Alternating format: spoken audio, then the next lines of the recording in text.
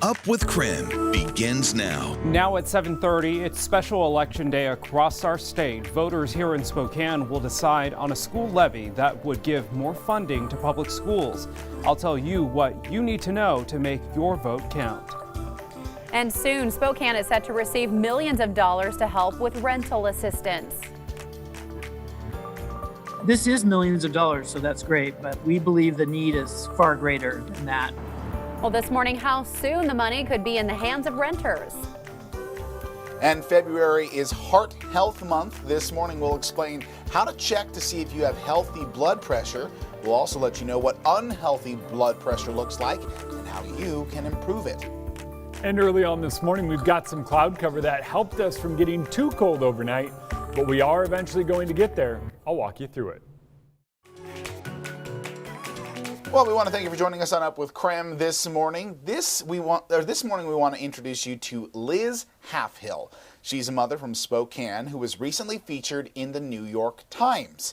Now, the article is titled 3 American Mothers on the Brink, and it dives into the added stress that the pandemic has put on American families.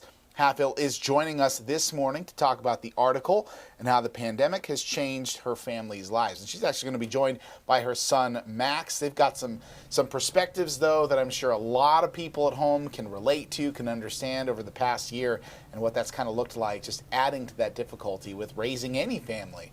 Yeah. And of course, shining a light too, specifically on the women who are full-time moms, caregivers. They also have full-time jobs. And Liz is also a part-time student. So they're talking about how sometimes in the pandemic, women can be disproportionately affected when it comes to household duties and things of that nature. So that's something we'll dive into as well. Yeah, looking forward to that. The article is incredibly interesting in the New York Times, so very much so looking forward to that. But we also got to talk a big cool down in the forecast and what that means for everybody back at home, because this morning, no doubt about it, it is a little bit cooler. 21 degrees right now outside, and look at the wind, north at 10 miles per hour. So it's a relatively light wind, and that's the case across much of the inland Northwest. So take in your temperature. If you're in Coeur d'Alene, 20. Pullman, 24 after dipping down to 16 last night. Moscow, 23 after dipping. And how about Sandpoint, down to 14 early on this morning? You factor in the wind in those locations, and some of you feel like you are below zero. Sandpoint feels like it's 1 below. Spokane and Coeur d'Alene feel like they are in the single digits, and it's only going to get windier, and it's only going to get colder the next few mornings. Right now, a couple of clouds, little radar feedback. That's really about it. You might catch a stray snowflake, and that's going to be the case the next couple of overnights and mornings. Then during the day, we'll start to see a little sunshine. Later on this afternoon, I think we see plenty of it as temps try. They do their best to get up to 30 degrees. We might hit that 30-degree mark, but if we do, it's briefly, and that'll be about it. Temperatures, though, on the decline all week. Oh boy, yeah, Jeremy. If you had any outdoor plans, perhaps for Valentine's Day this weekend, bundle up. Yeah, that's your pro tip. All right, 7:33 now. Well, breaking news overnight, Washington State Patrol confirmed a trooper died in an avalanche just east of Snoqualmie Pass. Yeah, WSP has confirmed Trooper Steve Houle was a 28-year veteran of the Washington State Patrol. Now this morning, he is being remembered as an outdoorsman who loved hunting, fishing, and snowmobiling.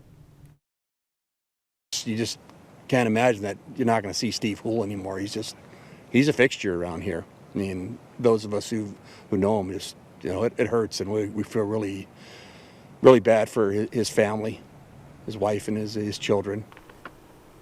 Now, the avalanche happened on Monday morning in the French Cabin Creek area just north of Cle Elum Lake. Over the weekend, the area got hit hard with snow and strong winds, 2 factors that do contribute to avalanches. Let's get to a developing situation right now. More than 100 people are still missing after part of a Himalayan glacier broke off, unleashing a devastating flood that killed at least 31 people. Take a look. Here's brand new video just into our newsroom. This is cell phone video from someone nearby. You can see the rescue efforts underway in northern India. Hundreds of rescue workers were scouring mud-filled ravines and valleys looking for survivors. Now, this disaster was set off when part of a glacier on a mountain snapped off Sunday morning. Now, experts say climate change may be to blame since warming temperatures are shrinking glaciers and making them unstable worldwide. Tim, thank you so much. 7:35 now. Well, this morning we're learning more about Spokane accepting federal rental assistance help. Last night, city leaders accepted millions of dollars in funding and more could be on the way. But is it enough? And will people get it soon enough? Here are 3 things to know. Starting with this. First, the city council is expected to pull funds from 2 pots. The first is from the CARES Act. $3.5 million is earmarked for Spokane. In addition to rental assistance, that money could be used for shelters as well.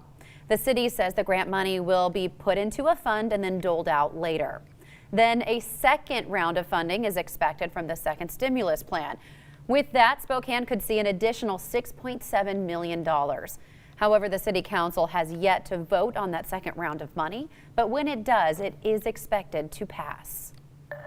So who can apply for the funds? Spokane City Council President Brianne Beggs says the money cannot be distributed until at least next month. And that is when people with COVID-related debts can apply for help.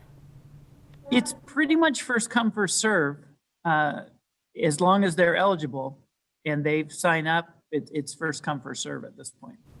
Landlords with tenants behind on rent due to the pandemic can also apply. However, the money must be used to forgive rent.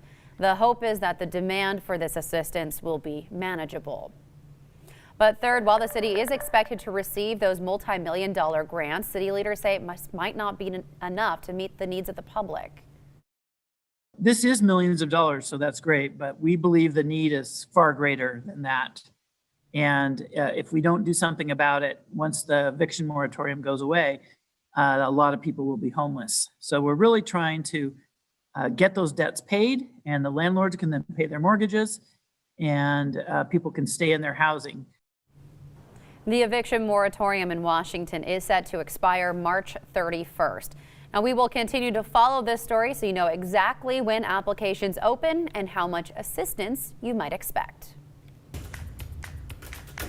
All right, well, today we get a little bit of sunshine and temps in the upper 20s, but in the coming days, it's going to be hard pressed to find that 20-degree mark on your thermometer.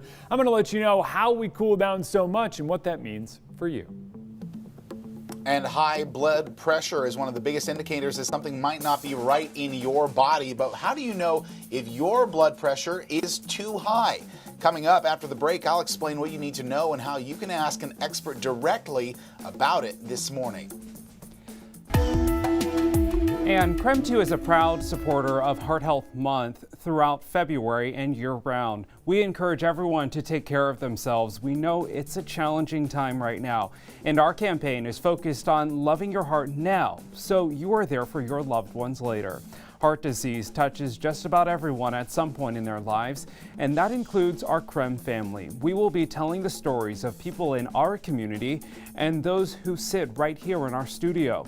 You may see our Have Heart campaign, like the one featuring Whitney Ward, who lost her father to an unexpected heart attack. My heart is with my mom every single day, but especially since my father passed away years ago of an unexpected heart attack. It was devastating for our family, but she moved here to Spokane to be close to me. So when we had to stay apart for the holidays, it was very, very difficult. I'm looking after my heart, and I know my mom is too. I have heart that things are going to open up again. I know that we're going to be together again soon. I just can't wait for when that happens. Whitney, thank you so much for sharing your story, and you can read more about Whitney's story and find other heart-related stories and resources by visiting our Heart Health page on KREM.com. And tune in all week to Up with KREM as we talk about heart health.